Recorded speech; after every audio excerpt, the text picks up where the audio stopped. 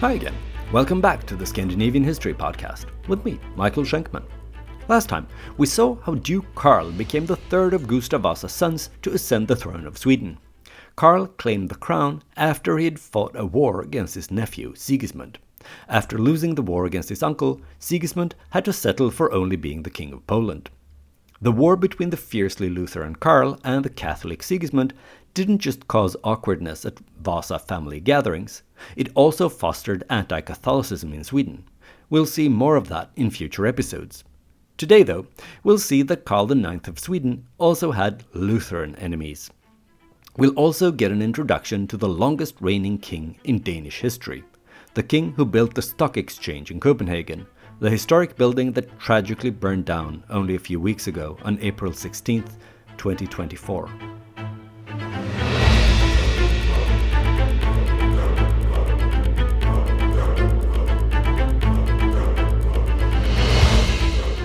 Episode 84, The Kalmar War.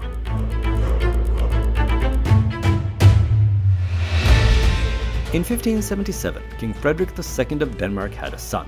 Well, technically, his wife, Queen Sophia of Mecklenburg, had a son.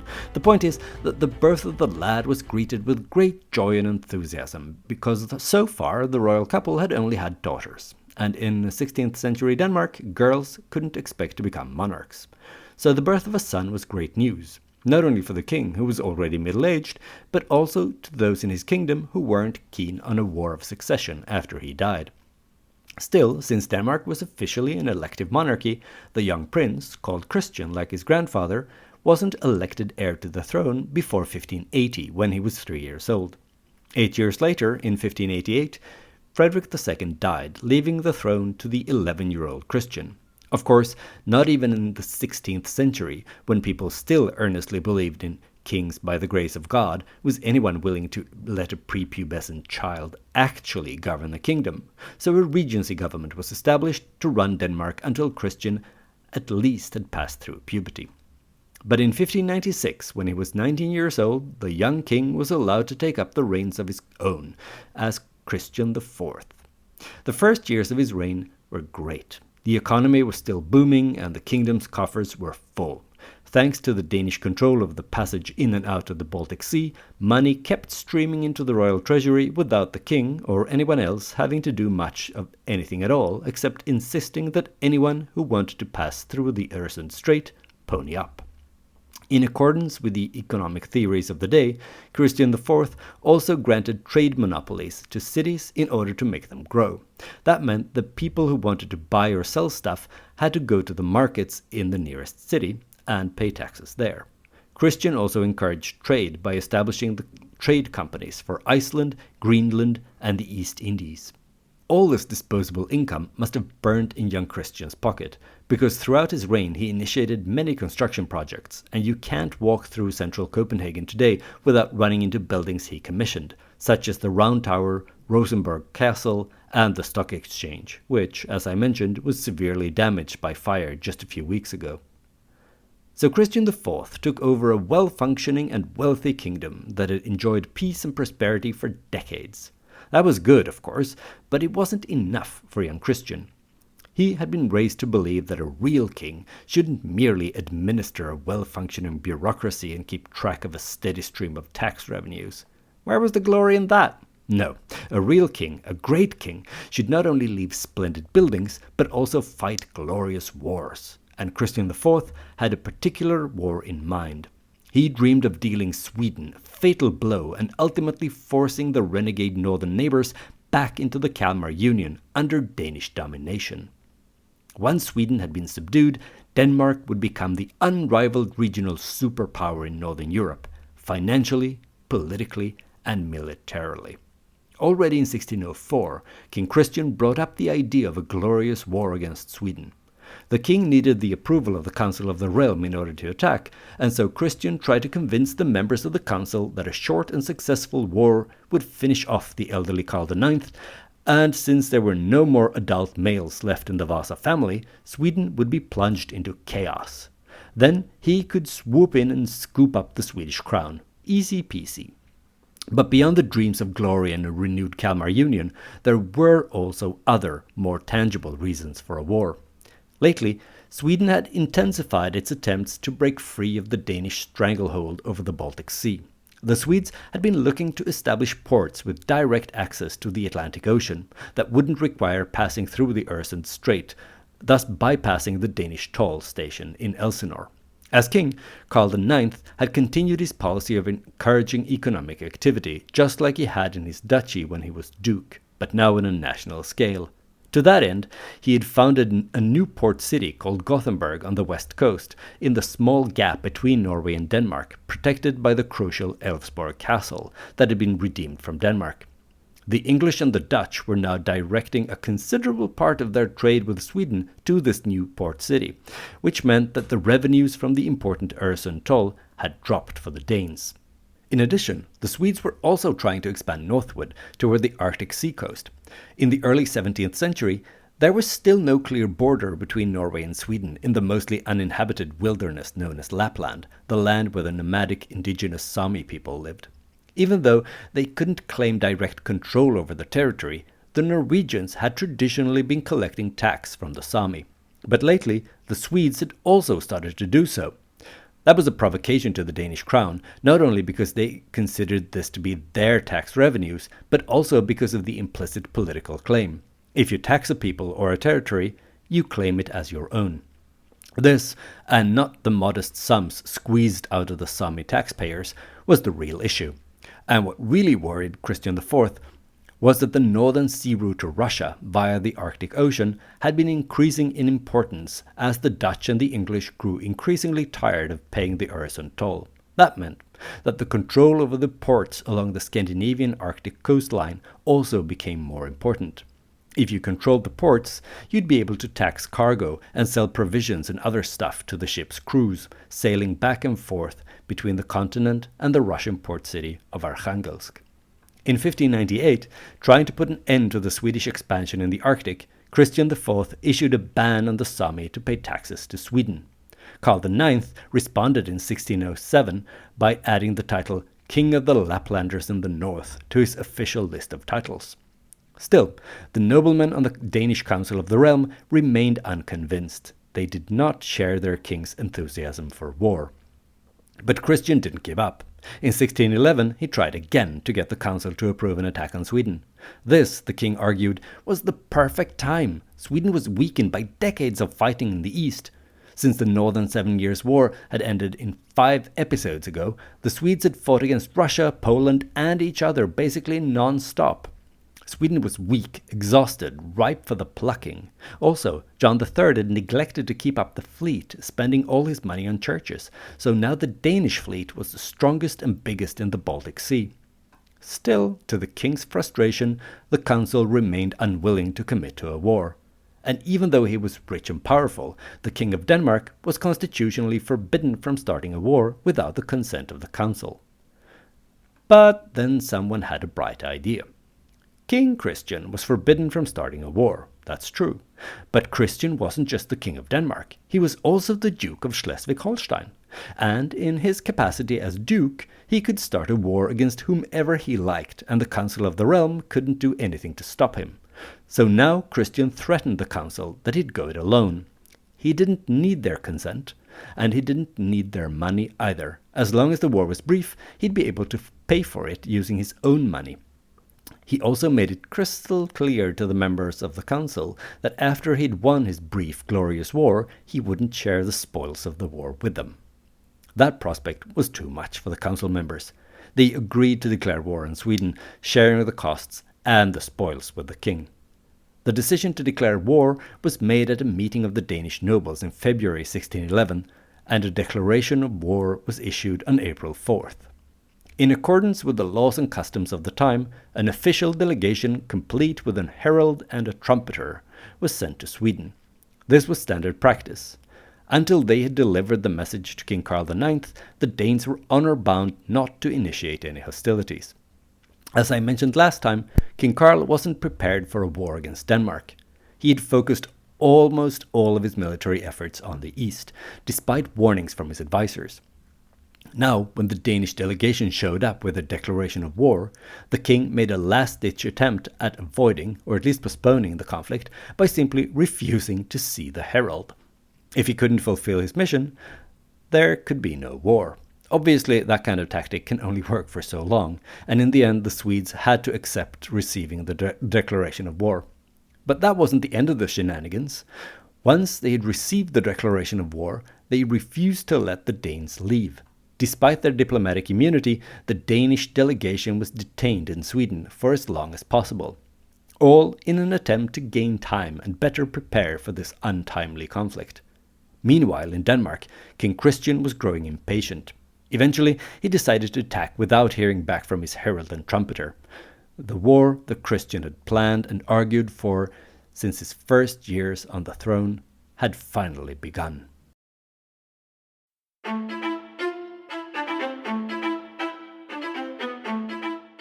The war started with the Danish army crossing the border into Småland and marching on Kalmar.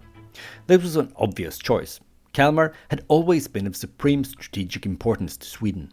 From a military perspective, whoever controlled Kalmar Castle controlled the Öland Strait, that is the waterway between the Swedish east coast and the long and narrow island of Öland. Kalmar was situated at the most narrow point of that strait, where it's only some 3 kilometers across to the island. If Christian could control Kalmar, he'd control the sailing route to Stockholm itself. Economically, Kalmar was also enormously important. A large share of Sweden's foreign trade was conducted via Kalmar, and losing the city would create all sorts of problems for supply lines and access to foreign markets. The Danish forces, consisting of some 6,000 soldiers under the personal command of King Christian, initiated the siege of Kalmar on May 3rd, and already on May 27th the city was taken by storm. When the Swedish army, led by King Karl himself, arrived on June 11th, they found the city already in enemy hands. Not the best start to the war. But all wasn't lost. Kalmar Castle still held out, and without taking the castle, the Danes couldn't fully control Kalmar, and as long as the castle was in Swedish hands, the hope of recapturing the city remained alive. Karl IX was determined to retake Kalmar. The sooner the better. He arranged his troops for battle outside the city, but the Danes didn't bite. Christian didn't see any reason to risk anything by meeting the Swedes in the open field when he could just stay behind the city walls, eating, drinking and pillaging everything that Kalmar had to offer. When the King of Sweden realized the Danes weren't willing to meet him in battle, he decided to try another tactic to lure the Danes out of Kalmar. He sent his son and heir across the border into Denmark to attack the city of Christianople, hoping that the Danes would feel obligated to come to their countrymen's aid and therefore leave Kalmar. On June 26th, the Swedish army took Christianople by storm. It was a relatively new city, and King Christian IV had named it after himself. He'd do this a lot during his almost 60 years on the throne. For instance, he renamed the Norwegian capital Oslo Christiania, a name the city would retain for the duration of Danish rule in Norway. Anyway, Christianople was considered the first Renaissance city of Scandinavia, a model port town built in accordance with the latest fashion in urban planning. Christian IV had encouraged its rapid growth by giving it all kinds of privileges. He hoped that in time it would become a serious competitor to Kalmar, only some 50 kilometers further north. So, from a Swedish perspective, there was more than one benefit in destroying Christianople. Early in the morning, the Swedes managed to force their way into the city by blowing up the gate, which was poorly defended. In general, it seems that the garrison left behind when the main army marched north toward Sweden wasn't expecting an attack. What followed was nothing short of a massacre. The day was spent killing, raping and plundering, and in the end Christianople was burnt to the ground. Even the church was destroyed. But not even the brutal destruction of Christianople managed to distract King Christian. He had his plan, and he was sticking to it. So the King of Sweden decided that he had no choice but to attack the Danes if he wanted to dislodge them from Kalmar. At about 1 o'clock at night, between the 16th and 17th of July, the Swedes started to move on the city. They hoped to surprise the Danes, but they were detected by sentries who sounded the alarm. When they understood that they had lost the element of surprise, the Swedes retreated. But soon thereafter, somewhere between 5 and 6 in the morning, Swedish troops sallied forth from the castle. they managed to fight their way to the southern city gate, and they captured it. Now the Swedes could enter Kalmar, which they did. They got as far as the city square before the Danes managed to organize the defense. Fierce and bloody street fighting followed, and at the same time the Swedish army commanded by King Karl resumed their attack. At this point, the city caught fire, but neither side felt inclined to stop the fighting to try and put it out. Against this dramatic backdrop of the burning city, Danish reinforcements arrived on July 18th. That meant that the Swedes were now outnumbered, even though the Swedish fleet still could offer support from the sea. That changed, however, when the Danish fleet showed up with 27 ships, and the Swedish fleet had to withdraw. In that situation, the Swedish troops on land were also forced to retreat, leaving Kalmar, or what was left of it, in Danish hands. Then, on July 23rd, Christian IV felt strong enough to bring his army out of Kalmar to face the Swedes. He arranged his troops in battle order in front of the Swedish camp, but now King Karl no longer wanted a fight. He estimated that his forces no longer stood a chance against the Danes, and instead he chose to retreat under the cover of darkness. The King of Sweden withdrew, knowing that all wasn't lost as long as Kalmar Castle was still in Swedish hands. And King Karl had every reason to believe the castle would hold out. After the city of Kalmar had fallen, the king had given the command of the castle to Field Marshal Krister Somme. He was an experienced commander who had led troops and governed castles in the Baltics, including Narva on the border to Russia. He was the best of the best. If anyone could hold the castle, it was Somme. Before the king retreated northward, his orders to Somme were clear. Hold the castle until we can return to back you up. Hold it at any price. Less than 2 weeks later, on August 3rd, Krister Somme capitulated and swung the castle doors open to the Danes. Somme would later defend the decision to capitulate, claiming that the castle could not be defended, that he didn't have the required supplies, most critically gunpowder. How are you supposed to hold a castle without gunpowder? Karl IX, though, wasn't convinced. He was outraged that Somme had given up the castle without a proper fight, and he accused the commander of treason. High treason. All Krister Somme's lands and property in Sweden were confiscated by the crown, and he was put on trial in his absence. In his absence, because as soon as he had left the Danes take over Kalmar Castle, Krister Somme chose to switch sides and enter into Danish service. King Christian gave him a castle in Holstein, where he settled into a comfortable life as a landed gentleman. Of course, none of this lessened the suspicion that he had committed treason. King Karl was furious at Somme, whom he had trusted, but he didn't limit his fury to the commander of Kalmar Castle. He was also really mad at King Christian. He sent his Danish counterpart a letter accusing Christian of unchristian behavior for breaking the peace agreement signed after the Northern 7 Years' War. He also challenged the Danish king to a duel, one-on-one, to settle their differences and to end the war without spilling any further blood. Christian IV only laughed when he received this letter and rejected Karl's challenge. And to be honest, that was probably for the best, considering that Christian was a young man at the prime of life, whereas Karl was already old and rather frail. So old and frail, in fact, that on October 20th that year, Karl IX died. He was succeeded by his son, who had commanded the troops that destroyed Christianople. He now became King Gustav II Adolf, but since he's better known in the English-speaking world under the name Gustavus Adolphus, that's what I'll call him from now on. As soon as Gustavus Adolphus had taken over the throne, he reached out to Christian IV and sued for peace. But the King of Denmark smelled blood in the water. The old but experienced Karl IX had been replaced by a kid who didn't know what he was doing. Instead of accepting the peace initiative, Christian called for reinforcements, preparing to step up the war. And so, in January 1612, King Christian led a Danish army into Ostrogothia, pillaging and burning as they went. Simultaneously, another Danish army crossed the border into Småland on a similar mission. So what did the new Swedish king do? Did he confront the Danish army in Ostrogothia or Småland? Which of his people should be defended, and which should he leave to fend for themselves in the face of the Danish war machine? That's an almost impossible choice, and Gustavus Adolphus chose neither option. Instead, he ignored both these Danish armies and led a Swedish army into Scania, pillaging and burning in Denmark instead. Among the victims of the Swedish raid were the people of the market town of Vä in northeastern Scania. The town was so utterly destroyed that the Danes didn't bother to rebuild it after the war. Instead, King Christian founded a new town in the area, a town he named after himself, because of course he did. From Vä, the Swedish army continued their campaign of destruction in northern Scania. In the evening of February 10th, Gustavus Adolphus and a small force reached the village of Vittre, where they decided to spend the night. Early the following morning, they were surprised by Danish soldiers who attacked the small Swedish unit. The king and his entourage had no other choice but to try and flee northward in the direction of the Swedish border, less than 10 kilometers to the north. The only problem was that they had to cross a river, and the bridge was held by Danish troops. The king was forced to try his luck by riding across the ice on the frozen river, but the ice wasn't thick enough. It broke, and the king and his horse went through and ended up in the freezing cold water. Gustavus Adolphus's reign could have ended then and there, but a couple of quick-thinking guys in his entourage fished the king out of the water and provided him with a new horse, because unlike the king, his horse didn't make it.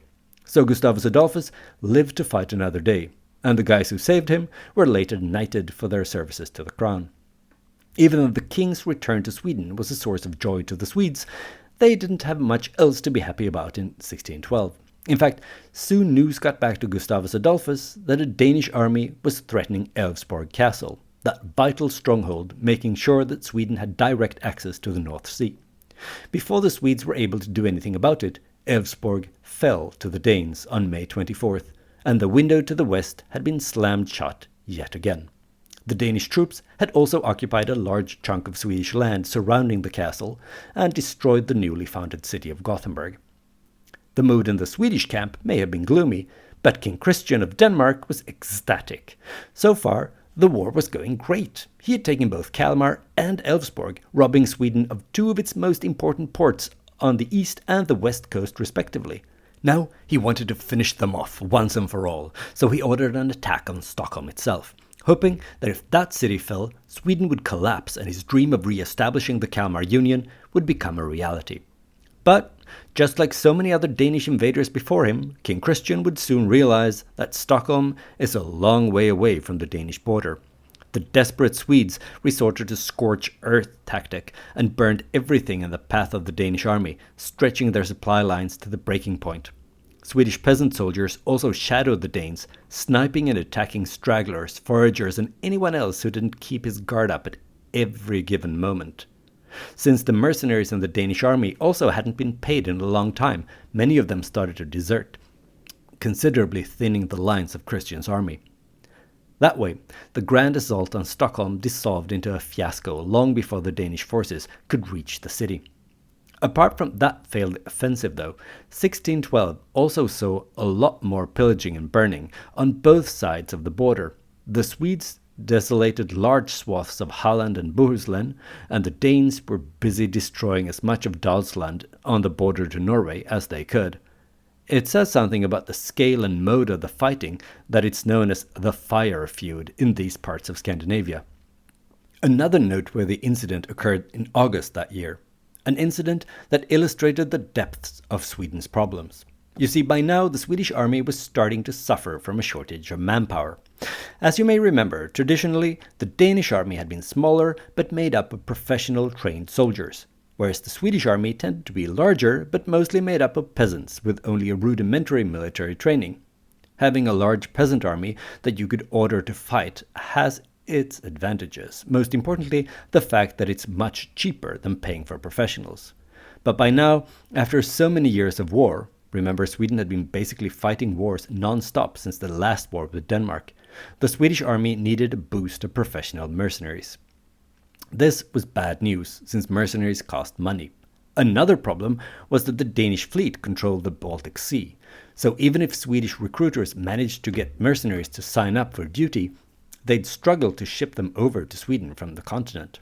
The solution to the second of these problems was to look for mercenaries in other places.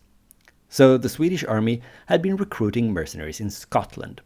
The plan was to then ship them to Norway and march them through that lightly defended part of King Christian's realm into Sweden.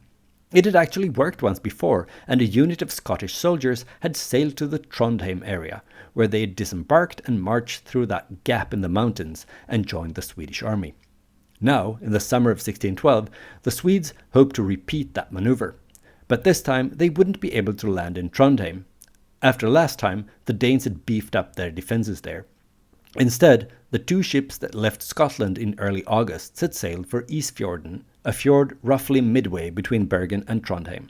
From there, their march through enemy territory would be longer, but since no one expected them to land there, the Scottish troops would still have a decent chance at making it through Norway unmolested.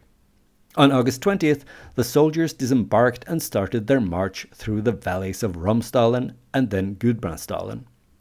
Word about the incursion soon spread, but just like the Swedes had hoped, there were no Danish soldiers to send against the Scots. But there were plenty of Norwegian peasants. And to say that these peasants were hostile to Sweden and those who fought for her would be a bit of an understatement. Like so often was the case, this war had seen its fair share of atrocities, and now the peasants of Gudbrandsdalen united to exact their revenge. As the Scottish soldiers progressed southward through the beautiful late summer landscape of the valley, they were followed by Norwegian scouts. When the Scots reached Kringen, close to present-day Kvam, the sound of a horn cut through the crisp mountain air. If the horn confused the Scottish soldiers, they soon realized its significance. It was the signal to attack. The Norwegian peasants had chosen the spot for their ambush well. The valley was narrow and steep, with little room to move between the road and the river. The Scots were trapped, sitting ducks basically. The peasants shot at them with muskets and crossbows, and according to some sources, they even pushed logs and rocks down the steep sides of the valley, trying to crush the invaders. Over half of the Scottish soldiers were killed in the battle. The survivors were rounded up and brought to a barn in the vicinity that was turned into a makeshift prison. The peasants received orders that the prisoners should be brought to Oslo, but most of the hapless Scots never made it. We don't know why. Perhaps the desire for revenge was still too strong, or perhaps there were some other reasons. But instead of transporting the captured soldiers to Oslo, they were led out to the barn and massacred. Only 14 of the Scottish soldiers actually made it down to Oslo alive. A consequence of the battle, which is still remembered in the area and even reenacted and sung about by more than one Scandinavian heavy metal band, was that the Swedes gave up on trying to bring in foreign mercenaries via Norway. Clearly, it was trickier than it had looked on paper. Sweden still used mercenaries, primarily in the Baltics, but only where the Danes couldn't interfere with the recruitment and transportation. By now, Sweden was on the ropes. It seemed like Christian IV would be able to realize his dream and re-establish Danish domination throughout Scandinavia. It might very well have happened if Denmark and Sweden had been left to their own devices. But luckily for the Swedes, there were other players in the region, and they had their own agendas. Both the English and the Dutch were interested in the trade in the Baltic Sea ports, and they were worried that a total Danish victory in this war would impact their economy negatively. They already had to pay that hated toll to pass in and out of the Øresund Strait, and they feared that a Danish monopoly on Scandinavian trade would further increase the taxes, dues and fees in the Baltic Sea. So they decided that they had to put an end to the war before Denmark could crush Sweden. King James I of England and IV of Scotland was on friendly terms with King Christian, and he managed to convince the Danish monarch to finish the war while he was ahead. It wasn't too difficult to convince Christian. The Danes were actually running out of money, and the offensive against Stockholm had proven to be a failure. Going for the total annihilation of the Swedish state at this point would require resources that King Christian just didn't have at the moment. And besides, he could be pleased with what he had achieved in this war. The peace treaty was signed on January 20th, 1613, by a bridge on the border between Sweden and Denmark, close to the village of Knäred. It was a tough peace for the Swedes. It's true that they got Kalmar back, but they had to renounce all claims to the Arctic coast and accept that Lapland would be a part of Norway.